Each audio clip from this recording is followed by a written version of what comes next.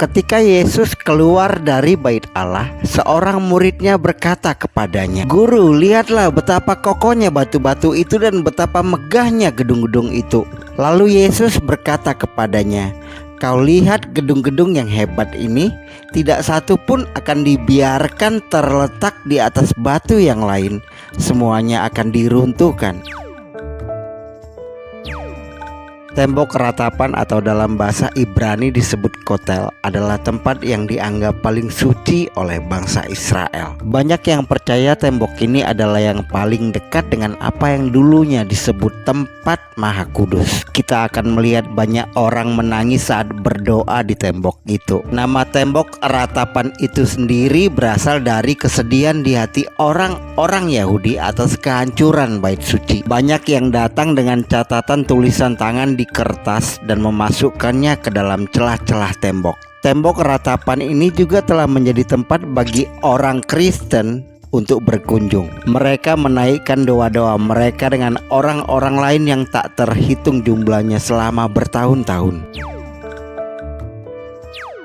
Kita flashback sedikit. Bait suci pertama tempat orang Israel beribadah dibangun di dataran yang disebut Gunung Moria. Dipercayai bahwa di sanalah lokasi Abraham mendirikan mezbah untuk mengorbankan anaknya Ishak. Firman-Nya, "Ambillah anakmu yang tunggal itu yang engkau kasihi, yakni Ishak.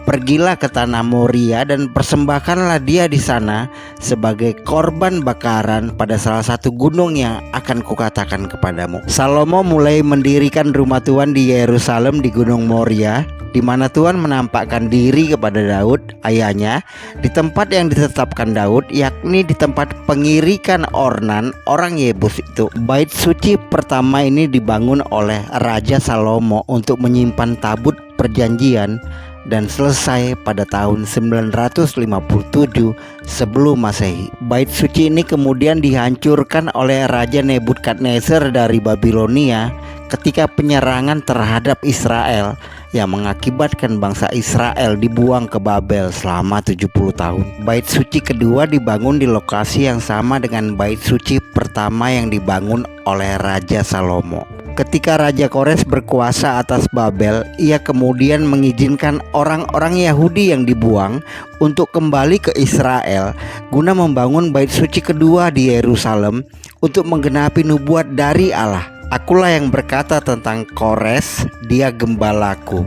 Segala kehendakku akan digenapinya dengan mengatakan tentang Yerusalem, baiklah ia dibangun, dan tentang bait suci, baiklah diletakkan dasarnya." Jadi bait suci kedua ini dibangun dan diresmikan pada tahun 516 sebelum Masehi, sebelum kedatangan Yesus. Nehemia, Ezra, dan Zerubabel bergabung terlibat memimpin pembangunan bait suci yang kedua ini. Kitab Nehemia dan kitab Ezra menuliskan detail tentang peristiwa pembangunan bait suci yang kedua ini. Pembangunan bait suci yang kedua ini sangat menguatkan kehidupan rohani orang-orang Yahudi yang baru kembali ke Yerusalem dari pembuangan dari Babel saat itu. Kemudian sekitar tahun 19 sebelum Masehi, sebelum kedatangan Yesus, di bawah pemerintahan Herodes Agung, ia memulai proyek untuk memperluas bait suci dan memperluas wilayah tempat bait suci itu dibangun. Kemudian bangsa Romawi di bawah pimpinan Jenderal Titus menghancurkan bait suci kedua pada tahun 70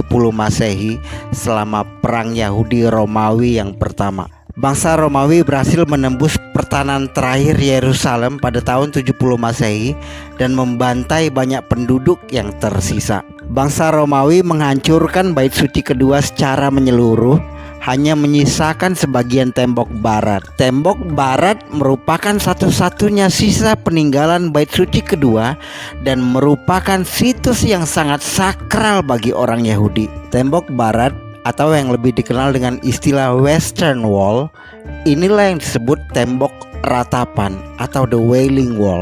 Kehancuran bait suci yang kedua ini menggenapi firman Tuhan Yesus kepada murid-muridnya tadi di awal. Lihat nggak dahsyatnya Tuhan Yesus? Yesus menyampaikan ini 40 tahun sebelum itu hancur. Begitulah peristiwa yang menyebabkan bait suci kedua ini hancur dan menyisakan hanya sebuah tembok penahan yang membentang di sekelilingnya. Tembok ini yang dikenal sekarang sebagai tembok ratapan, The Wailing Wall, atau juga disebut tembok barat, The Western Wall. Apakah tembok ini adalah tempat bait suci yang sama di mana Yesus kecil belajar? Iya, bait suci yang kedua ini merupakan pusat kerohanian orang Israel ketika Yesus hadir. Kita tahu pasti bahwa Yesus menghabiskan waktu remaja di bait suci ini. Sesudah 3 hari, mereka menemukan dia dalam bait Allah. Ia sedang duduk di tengah-tengah alim ulama sambil mendengarkan mereka dan mengajukan pertanyaan-pertanyaan kepada mereka. Apakah bait suci yang kedua ini adalah tempat Yesus yang pernah marah karena pedagang-pedagang yang berjualan merpati? Iya. Lalu Yesus masuk ke bait Allah dan mengusir semua orang yang berjual beli di halaman bait Allah. Ia membalikkan meja-meja penukar uang dan bangku-bangku pedagang merpati.